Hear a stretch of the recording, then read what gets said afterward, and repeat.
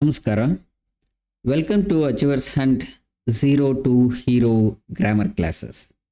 ಈ ದಿನದ ಕ್ಲಾಸಸ್ಸಲ್ಲಿ ನಾವು ಕಾಮನ್ ನೌನ್ಸ್ ಬಗ್ಗೆ ಡಿಸ್ಕಸ್ ಮಾಡೋಣ. ಕಳೆದ ತರಗತಿಯಲ್ಲಿ ಪ್ರಾಪರ್ ನೌನ್ ಬಗ್ಗೆ ನಾವು ಡಿಸ್ಕಸ್ ಮಾಡಿದ್ವಿ. ಈ ನೌನ್ಸ್ಗಳ ಬಗ್ಗೆ ತುಂಬ ಇಂಪಾರ್ಟೆಂಟಾಗಿ ಕಾಂಪಿಟೇಟಿವ್ ಎಕ್ಸಾಮ್ಸ್ಗಳಲ್ಲಿ ಕೇಳೋದ್ರಿಂದ ನಿಮ್ಮ ಅಕಾಡೆಮಿಕ್ಸ್ನ ಪರೀಕ್ಷೆಗಳಲ್ಲೂ ನಿಮಗೆ ಅತ್ಯಂತ ಅಗತ್ಯವಾಗಿ ಬೇಕಾಗಿರೋದ್ರಿಂದ ದೈನಂದಿನ ಭಾಷೆಗಳ ಬಳಕೆಯಲ್ಲಿಯೂ ಕೂಡ ನಿಮ್ಮ ಕಮ್ಯುನಿಕೇಷನಿಗೆ ಇದು ಪ್ರಾಪರ್ ಆಗಿ ಅಥವಾ ಅಪ್ರೋಪ್ರಿಯೇಟ್ ಆಗಿ ನೀವು ಯೂಸ್ ಮಾಡಲಿಕ್ಕೆ, ಸರಿಯಾಗಿ ಯೂಸ್ ಮಾಡಲಿಕ್ಕೆ ಅತ್ಯಂತ ಅವಶ್ಯಕವಾಗಿರೋದ್ರಿಂದ ನಿಮ್ಮ ವಿದ್ಯಾಭ್ಯಾಸದ ಪ್ರತಿಯೊಂದು ಹಂತದಲ್ಲಿ ಇಂಗ್ಲೀಷ್ ಗ್ರಾಮರ್ ಅಂತಕ್ಕಂಥದ್ದು ಒಂದು ಕ್ರೂಷಿಯಲ್ ರೋಲ್ನ ಪ್ಲೇ ಮಾಡೋದ್ರಿಂದ ನಿಮ್ಮೆಲ್ಲರಿಗೂ, ಪ್ರತಿಯೊಬ್ಬರಿಗೂ, ಅಂದರೆ ನೀವು ಸ್ಟೂಡೆಂಟ್ ಆಗಿರಿ, ಕಾಂಪಿಟೇಟಿವ್ ಎಕ್ಸಾಮ್ಸ್ ಆಸ್ಪಿರೆಂಟ್ಸ್ ಆಗಿರಿ, ಇಲ್ಲ ಪೇರೆಂಟ್ಸ್ ಆಗಿರಿ, ಸಿಬ್ಲಿಂಗ್ಸ್ ಆಗಿರಿ, ನಿಮ್ಮ ಅಣ್ಣ ತಮ್ಮ ಮಕ್ಕಳು ಯಾರಿಗಾದರೂ ಹೆಲ್ಪ್ ಮಾಡಬೇಕಿದ್ರೆ ಗ್ರಾಮರ್ ವಿಷಯಗಳಲ್ಲಿ, ಇಲ್ಲ ನೀವು ಟೀಚರ್ಸ್ ಆಗಿರಿ, ಎಂಥವರಿಗೂ ಕೂಡ, ಪ್ರತಿಯೊಬ್ಬರಿಗೂ ಕೂಡ ಇಂಗ್ಲೀಷ್ನ ಬಳಕೆ ಎಲ್ಲಿ ಅನಿವಾರ್ಯ ಇದೆಯೋ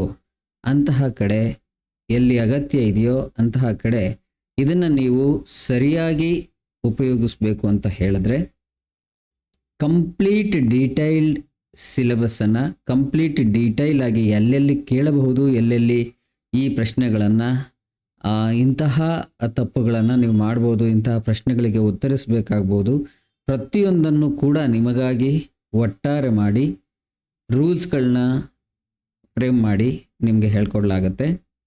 ಬನ್ನಿ ಶುರು ಮಾಡೋಣ. ನಾನು ಆಗಲೇ ಹೇಳಿದ ಹಾಗೆ ನಾವು ಈ ಕ್ಲಾಸ್ನಲ್ಲಿ ಕಾಮನ್ ನೌನ್ಸ್ ಬಗೆಗೆ ಚರ್ಚೆ ಮಾಡ್ತೀವಿ. ಕಾಂಪಿಟೇಟಿವ್ ಎಕ್ಸಾಮ್ಸ್ಗಳಲ್ಲಿ ಸ್ಪಾಟಿಂಗ್ ಎರರ್ಸ್ ಕ್ವಶನ್ಸ್ ಇರ್ಬೋದಂಥದ್ದು, ತಪ್ಪುಗಳನ್ನು ಹುಡುಕಿ ಅನ್ನೋ ಕ್ವಶನ್ಸ್ಗಳು ಹೆಚ್ಚು ಬರುತ್ತೆ.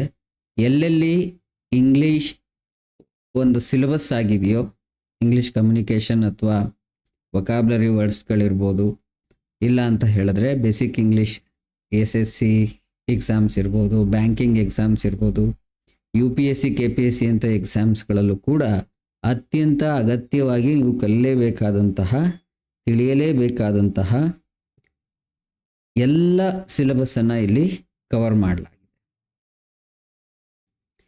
ಅಷ್ಟೇ ಅಲ್ಲ, ಇಂಗ್ಲೀಷ್ ಭಾಷೆ ಮಾತಾಡುವಾಗ ನಾವು ಹೇಗೆ ತಪ್ಪುಗಳನ್ನು ಬಳಸದೆ ಮಾತಾಡಬಹುದು, ಹೇಗೆ ತಪ್ಪನ್ನು ಬಳಸದೆ ಬರೆಯಬಹುದು ಅನ್ನೋದನ್ನು ಕೂಡ ನಾವಿಲ್ಲಿ ಚರ್ಚೆ ಮಾಡ್ಬೋದು. ಆ ಚರ್ಚೆಯಲ್ಲಿ ಈ ದಿನ ನಾವು ಕಾಮನ್ ನೌನ್ ಬಗ್ಗೆ ಮಾತ್ರ ಮಾತನಾಡೋಣ. ಬನ್ನಿ, ಏನು ಕಾಮನ್ ನೌನ್ ಅಂದರೆ? ಕಾಮನ್ ನೌನ್ ಅನ್ನುವಂಥದ್ದು ಒಂದು ಜನರಲ್ ನೇಮ್, ಸಾಮಾನ್ಯ ಪದ. ಸಾಮಾನ್ಯವಾಗಿ ಪರ್ಸನ್ಸ್ಗೆ ಅಂದರೆ ಜನರ ಬಗ್ಗೆ, ಪ್ಲೇಸಸ್ಗೆ ಅಂದರೆ ಸ್ಥಳಗಳ ಬಗ್ಗೆ, ಥಿಂಗ್ ಯಾವುದೇ ಒಂದು ವಸ್ತು ಬಗ್ಗೆ ಮತ್ತು ಆಲೋಚನೆಯ ಬಗ್ಗೆ ಸಾಮಾನ್ಯವಾಗಿ ಹೇಳುವಾಗ, ಅಂದರೆ ಪರ್ಸನ್ ಅಂದರೆ ನಿರ್ದಿಷ್ಟ ವ್ಯಕ್ತಿ ಅಲ್ಲದೆ ಡಾಕ್ಟರ್, ಟೀಚರ್ ಈ ಥರ ಹೇಳುವಾಗ ಒಂದು ನಿರ್ದಿಷ್ಟ ವರ್ಗವನ್ನು ಸೂಚಿಸ್ತೀವಲ್ಲ, ಅವರ ವೃತ್ತಿಯಿಂದ ಇರ್ಬೋದು, ಪ್ರವೃತ್ತಿಯಿಂದ ಇರ್ಬೋದು, ನಾವು ಏನು ಸೂಚಿಸ್ತೀವಲ್ಲ ಅಂಥದನ್ನು ಕಾಮನ್ ನೌನ್ ಅಂತ ಹೇಳಲಾಗುತ್ತೆ.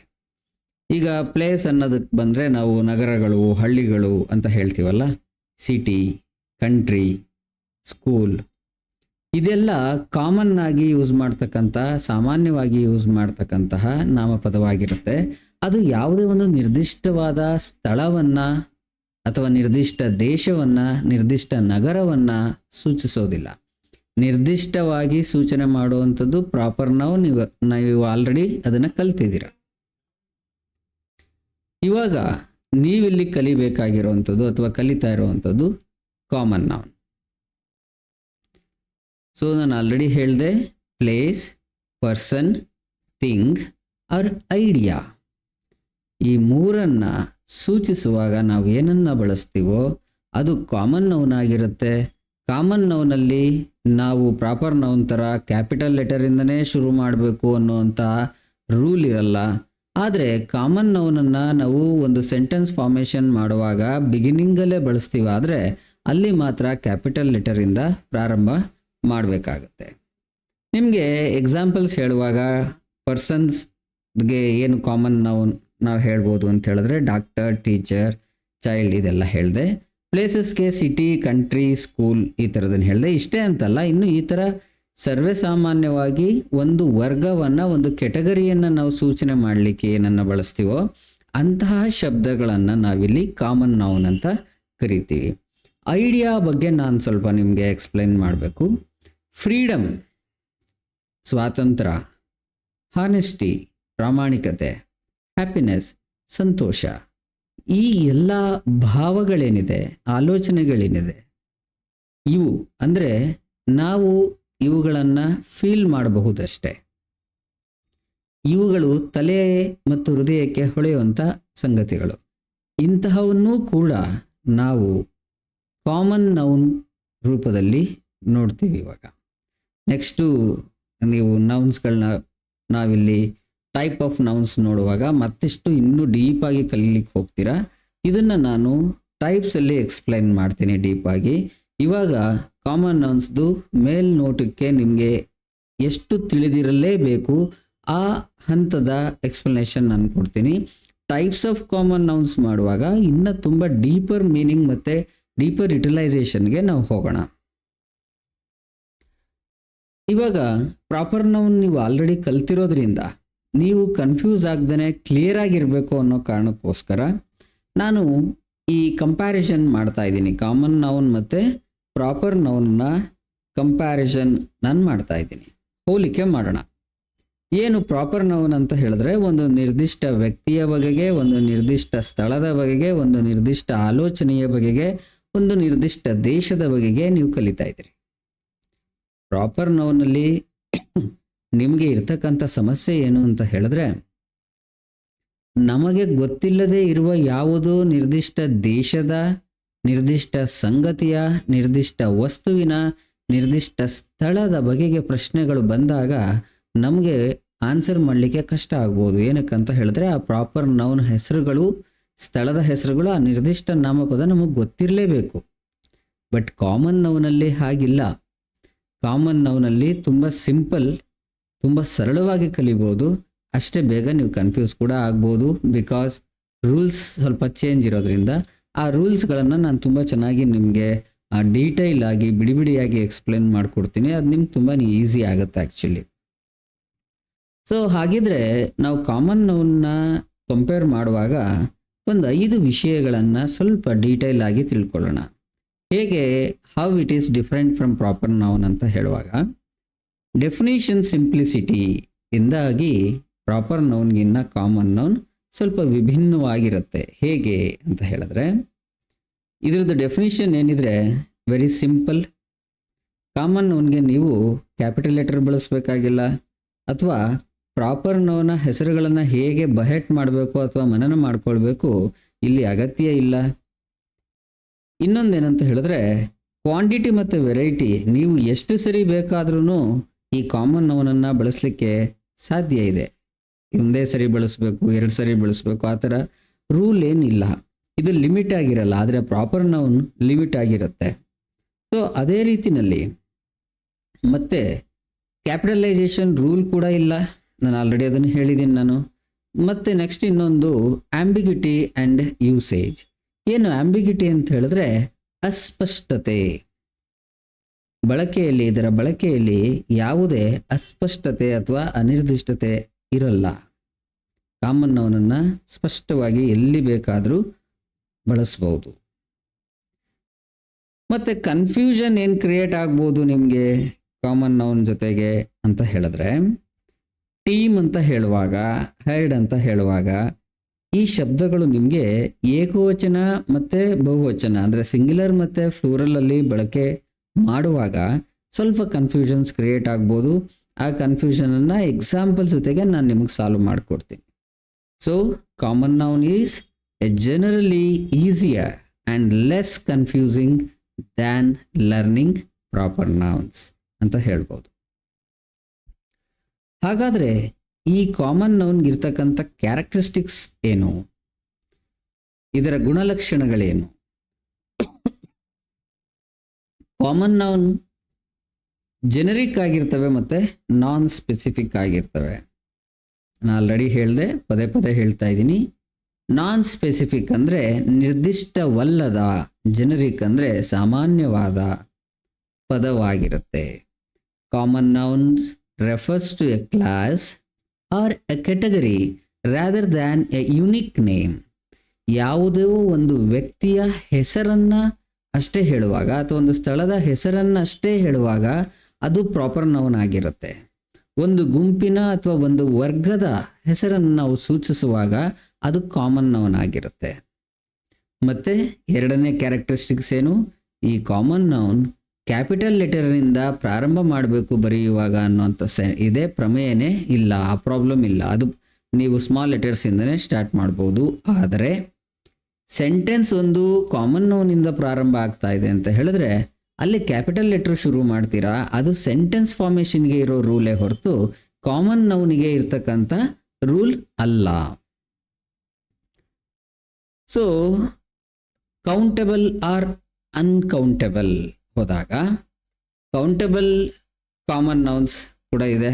ಆ್ಯಪಲ್, ಚೇರ್ ಇದೇನಿದೆ ಇವೆಲ್ಲ ಆ್ಯಪಲ್ಸ್ ಎಷ್ಟು ಕೌಂಟ್ ಮಾಡ್ಬೋದು, ಎಷ್ಟು ಆ್ಯಪಲ್ ಇತ್ತು, ಎಷ್ಟು ಚೇರ್ಸ್ ಇತ್ತು. ಅನ್ಕೌಂಟಬಲ್ ಕಾಮನ್ ನೌನ್ ವಾಟರ್ ಮತ್ತು ಶುಗರ್ ಈ ಥರದ್ದು ನೀವು ತಗೊಂಡಾಗ ಕೌಂಟ್ ಮಾಡೋಕ್ಕಾಗಲ್ಲ, ಬಟ್ ವೆಯ್ಟ್ ಮಾಡ್ಬೋದು, ನೀವು ಕೌಂಟ್ ಮಾಡೋಕ್ಕಾಗಲ್ಲ. ತೂಕಬಹುದು, ತೂಕ ಹಾಕಬಹುದು, ಆದರೆ ಅದನ್ನು ಎಣಿಸ್ಲಿಕ್ಕಾಗಲ್ಲ ನೀವು. So can take articles. Common nouns are often preceded by articles. A, an, the ಜೊತೆಗೆ ಉಂಟಾಗ್ತವೆ, ಶುರುವಾಗ್ತವೆ. ಇದನ್ನು ಈ ಆರ್ಟಿಕಲ್ಸ್ ಬಗ್ಗೆನೇ ಒಂದು ಪ್ರತ್ಯೇಕವಾದ ಲೆಸನ್ಸ್ ಮಾಡುವಾಗ, ಆ ಚಾಪ್ಟರ್ನ ಡಿಸ್ಕಸ್ ಮಾಡುವಾಗ ನಾವು ತುಂಬ ಡೀಪಾಗಿ ಡಿಸ್ಕಸ್ ಮಾಡೋಣ. ಸೊ ನೀವು ಕ್ಯಾರೆಕ್ಟರ್ಗೆ ತಿಳ್ಕೊಬೇಕಾಗಿರೋವಂಥದ್ದೇನು? ಕೀ ಕ್ಯಾರೆಕ್ಟರಿಸ್ಟಿಕ್ಸಲ್ಲಿ ಕಾಮನ್ ನೌನಲ್ಲಿ ಒಂದು common noun generic and non specific ಆಗಿರ್ತವೆ, ಅಂದರೆ ಸಾಮಾನ್ಯವಾಗಿರುತ್ತೆ, ಸಾಮಾನ್ಯ ಪದವಾಗಿರುತ್ತೆ. ಒಂದು ನಿರ್ದಿಷ್ಟವಾದಂತಹ ಯಾವುದೇ ಥಿಂಗ್ ಅಥವಾ ಪರ್ಸನ್ ಬಗ್ಗೆ ಅದು ಹೇಳ್ತಿರಲ್ಲ, ಕಾಮನ್ ಆಗಿ ಹೇಳ್ತಿರುತ್ತೆ. ಮತ್ತು ಕೆಟಗರಿ ವೈಸ್ ಅಥವಾ ಕ್ಲಾಸ್ ವೈಸ್ ಅದನ್ನು ಕಾಮನ್ ನೌನ್ನ ಬಳಸಲಾಗುತ್ತೆ. ಬಿಗಿನಿಂಗ್ ಸೆಂಟೆನ್ಸ್ ಬಿಟ್ಟು ಬೇರೆ ಎಲ್ಲೂ ಕೂಡ ನೀವು ಕ್ಯಾಪಿಟಲೈಸೇಷನ್ ಮಾಡಲ್ಲ ಕಾಮನ್ ನೌನಿಗೆ. ಕೌಂಟಬಲಲ್ಲಿ ಆ್ಯಪಲ್, ಚೇರ್ ಈ ಥರದ ಕಾಮನ್ ನೌನ್ನ ನೀವು ಕೌಂಟಬಲ್ ನೌನ್ಸ್ ಅಂತ ಕನ್ಸಿಡರ್ ಮಾಡ್ಬೋದು. ಅನ್ಕೌಂಟಬಲ್ ಅಂತ ಹೇಳಿದ್ರೆ ವಾಟರ್ ಅಥವಾ ಶುಗರ್ ಈ ಥರದನ್ನು ಕೌಂಟ್ ಮಾಡೋಕ್ಕಾಗಲ್ಲ, ಕ್ಯಾನಾಟ್ ಬಿ ಕೌಂಟೆಡ್. ಸೊ ಇದನ್ನು ಅನ್ಕೌಂಟಬಲ್ ಅಂತ ನೀವು ಕನ್ಸಿಡರ್ ಮಾಡ್ಬೋದು. ಮತ್ತು ಈ ಸಾಮಾನ್ಯವಾಗಿ common nouns A, an, the ಈ ಮೂರು ಆರ್ಟಿಕಲ್ ಏನಿದೆ, ಈ ಆರ್ಟಿಕಲ್ನೊಂದಿಗೆ ಉಂಟಾಗಿರುತ್ತೆ. ಇದನ್ನು ಕೂಡ ನಾವು ತುಂಬ ಡೀಪಾಗಿ ಡಿಸ್ಕಸ್ ಮಾಡ್ಬೋದು. ಮಾಡಿಫೈಯಬಲ್, ಇದನ್ನು ಅಡ್ಜೆಕ್ಟಿವ್ಸ್ ಜೊತೆಗೆ ಮಾಡಿಫೈ ಮಾಡಲಿಕ್ಕೆ ಸಾಧ್ಯ ಆಗುತ್ತೆ. ಉದಾಹರಣೆಗೆ ಬಿಲ್ಡಿಂಗ್ ಅಂತಕ್ಕಂಥ ಪದ ಕಾಮನ್ ನೌನ್ ಆಗಿದ್ರೆ ಟಾಲ್ ಬಿಲ್ಡಿಂಗ್, ಟಾಲ್ ಅಂತಕ್ಕಂಥದ್ದು ಅಡ್ಜೆಕ್ಟಿವ್ ವಿಶೇಷತೆಯನ್ನು ಹೊಂದಿರತಕ್ಕಂಥ ಪದವಾಗಿ ಅದನ್ನು ಚೇಂಜ್ ಮಾಡ್ಬೋದು, ಮಾಡಿಫೈ ಮಾಡ್ಬೋದು. ಹಾಗಾದರೆ ಕಾಮನ್ ನೌನ್ನ ಟೈಪ್ಸ್ಗಳು ಏನು? ಒಂದನೇದು ಕಾಂಕ್ರೀಟ್ ನೌನ್ಸ್. ನಾನು ಪ್ರತಿಯೊಂದು ಮುಂದಿನ ತರಗತಿಗಳಲ್ಲಿ ಕಾಂಕ್ರೀಟ್ ನೌನ್ ಬಗ್ಗೆ ಒಂದು ತರಗತಿ, ಅಬ್ಸ್ಟ್ರಾಕ್ಟ್ ನೌನ್ ಬಗ್ಗೆ ಒಂದು ತರಗತಿ, ಕಲೆಕ್ಟಿವ್ ನೌನ್ಸ್ ಬಗ್ಗೆ ಒಂದು ತರಗತಿ, ಕಾಂಪೌಂಡ್ ನೌನ್ಸ್ ಬಗ್ಗೆ ಒಂದು ತರಗತಿ, ಮತ್ತು ಪ್ರತಿ ತರಗತಿಗಳ ಮೇಲೆ ಕೇಳಬಹುದಾದ ಪ್ರಶ್ನೆಗಳು ಮತ್ತು ಕಾಂಪಿಟೇಟಿವ್ ಎಕ್ಸಾಮ್ಸ್ಗಳಲ್ಲಿ ಕೇಳಬಹುದಾದಂಥ ಪ್ರಶ್ನೆಗಳು ಎರಡರ ಬಗ್ಗೆನೂ ಕೂಡ ಪ್ರತ್ಯೇಕವಾದ ತರಗತಿಗಳನ್ನು ಮಾಡಿ ಹೆಚ್ಚು ಪ್ರಶ್ನೆಗಳ ಮೂಲಕ ನಿಮಗೆ ಸಂಪೂರ್ಣವಾಗಿ ಅರ್ಥ ಮಾಡಿಸ್ಲಿಕ್ಕೆ ನಾನು ಪ್ರಯತ್ನ ಪಡ್ತೀನಿ. ಯಾವ ತರಗತಿಗಳನ್ನು ಕೂಡ ನೀವು ಮಿಸ್ ಮಾಡದೆ ನೋಡಿ. ಈ 4 ಟೈಪ್ಸ್ನ ಮೇಲ್ನೋಟಕ್ಕಷ್ಟೇ ಪರಿಚಯ ಮಾಡ್ಕೊಳ್ಳೋಣ. ಕಾಂಕ್ರೀಟ್ ನೌನ್ ಅಂತ ಹೇಳಿದ್ರೆ it refers to the things that can be touched or seen. ನಾವು ಯಾವುದನ್ನು ಸ್ಪರ್ಶಿಸಲಿಕ್ಕೆ, ನೋಡಲಿಕ್ಕೆ ಸಾಧ್ಯ ಆಗುತ್ತೋ ಅಂಥದನ್ನು ಕಾಂಕ್ರೀಟ್ ನೌನ್ ಅಂತ ಹೇಳ್ಬೋದು. Chair, dog, house, what ever it is. Abstract noun ಅಂತ ಹೇಳಿದ್ರೆ ಯಾವುದನ್ನು ನಾವು ನೋಡಲಿಕ್ಕಾಗಲ್ಲ, ಆದರೆ ಆಲೋಚನೆ ಮಾಡಲಿಕ್ಕೆ ಸಾಧ್ಯ ಆಗುತ್ತೆ, ನಮ್ಮ ಮನಸ್ಸಿಗೆ ಅನುಭವ ಆಗುತ್ತೆ ಅಂಥದನ್ನು ಅಬ್ಸ್ಟ್ರಾಕ್ಟ್ ನೌನ್ ಅಂತ ಹೇಳಲಾಗುತ್ತೆ. ಐಡಿಯಾಸ್, ಎಮೋಷನ್ಸ್, ಕ್ವಾಲಿಟೀಸ್ ಈ ಥರವಂಥದ್ದು. ಲವ್, ಆ್ಯಂಗರ್, ಬ್ಯೂಟಿ ಇದೆಲ್ಲ ಅಬ್ಸ್ಟ್ರಾಕ್ಟ್ ನೌನ್ ಆಗುತ್ತೆ. ಮುಂದಿನ ತರಗತಿಗಳಲ್ಲಿ ಪ್ರತ್ಯೇಕವಾಗಿ ಪ್ರತಿಯೊಂದು ಟೈಪ್ನ ಕಾಮನ್ ನೌನ್ ಬಗ್ಗೆ ತರಗತಿ ಇರುತ್ತೆ. ಸೊ ಅಲ್ಲಿ ಡೀಪಾಗಿ ಥಿಂಕ್ ಮಾಡೋಣ. ಕಲೆಕ್ಟಿವ್ ನೌನ್ಸ್ ಅಂತ ಹೇಳಿದ್ರೆ refers to the groups or collections. ಉದಾಹರಣೆಗೆ ನಾನು ಆಲ್ರೆಡಿ ಹೇಳಿದೆ ಹಿಂದಿನ ಪೇಜಲ್ಲಿ ಡಿಸ್ಕ್ರೈಬ್ ಮಾಡುವಾಗ. ಹ್ಯಾಡ್ ಅಂದರೆ ಮಂದೆ ಅಂತ ಹೇಳ್ತೀವಲ್ಲ ಅದು, ಟೀಮ್, ಫ್ಯಾಮಿಲಿ ಇದೆಲ್ಲ ಕಲೆಕ್ಟಿವ್ ನೌನ್ಸ್ ಆಗುತ್ತೆ. ಕಾಂಪೌಂಡ್ ನೌನ್ಸ್ ಅಂತ ಹೇಳಿದ್ರೆ combining 2 or more words.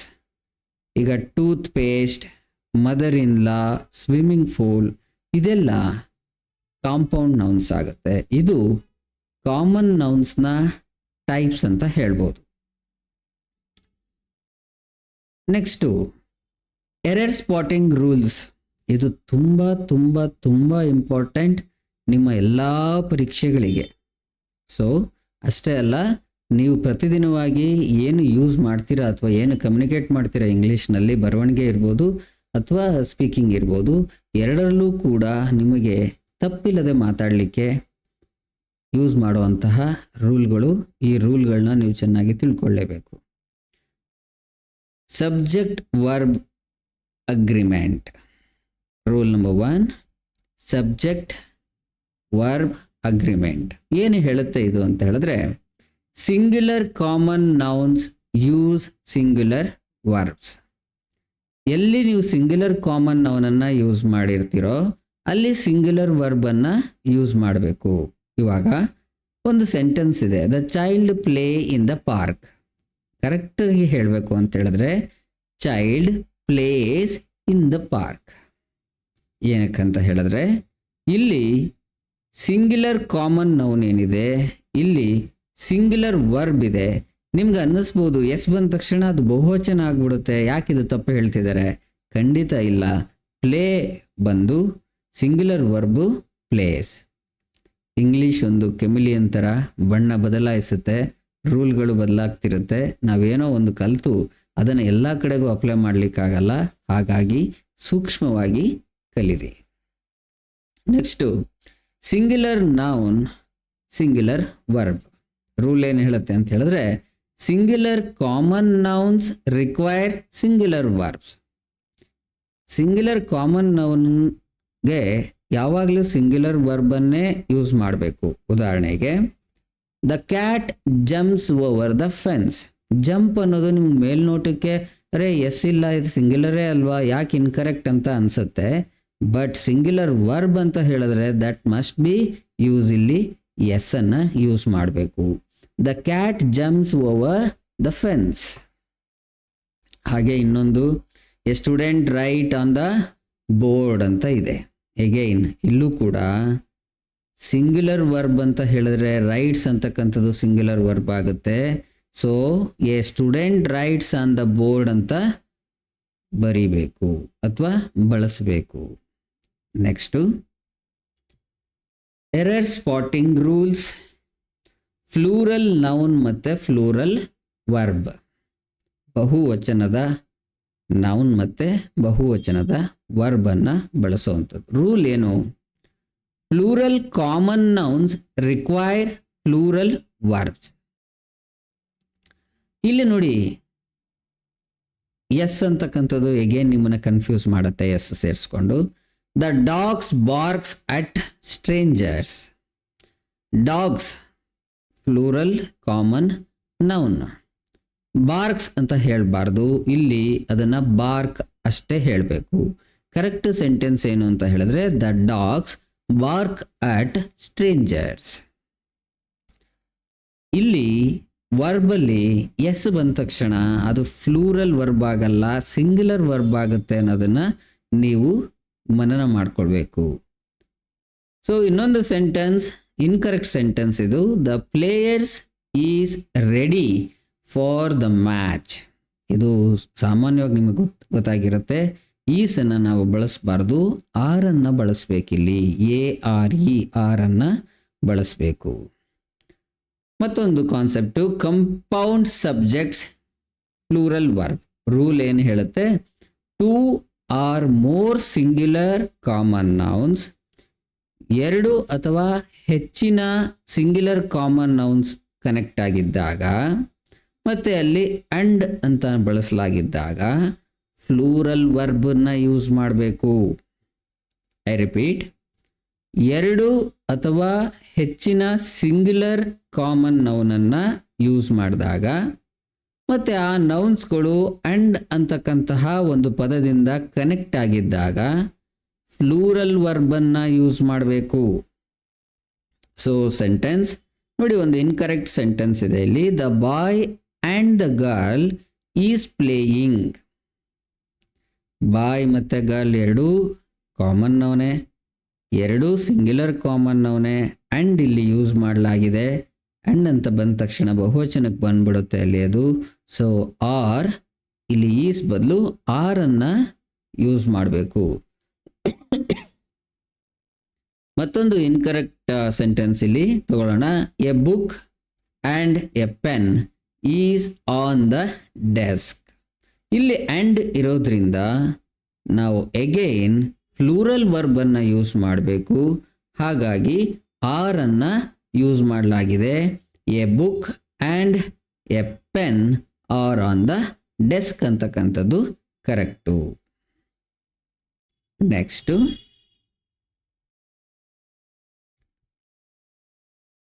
Compound subjects joined by or ಅಥವಾ ನಾರ್.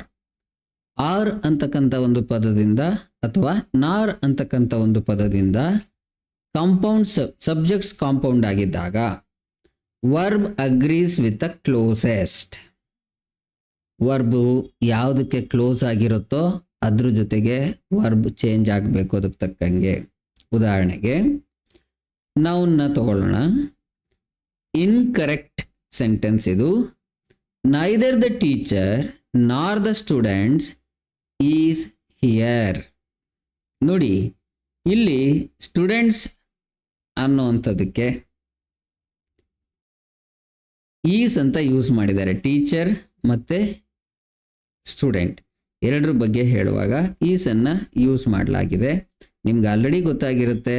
ಇದಕ್ಕೆ ಉತ್ತರ ಈಸ್ ಬದಲು ಆರನ್ನು ಬಳಸಬೇಕು. Neither the teacher nor the students are here. ಮತ್ತೊಂದು ಇನ್ಕರೆಕ್ಟ್ ಸೆಂಟೆನ್ಸನ್ನು ನಾನು ಇಲ್ಲಿ ನಿಮಗೆ ಎಕ್ಸಾಂಪಲ್ ಕೊಡ್ತೀನಿ. Either the boys or girls are responsible. ನೋಡಿ, ಇಲ್ಲಿ ಈಸ್ ಇತ್ತು, ಬಟ್ ಇಲ್ಲಿ ಆರ್ ಇತ್ತು, ಸರಿಯಾಗಿ ಬಂತು ಅದು.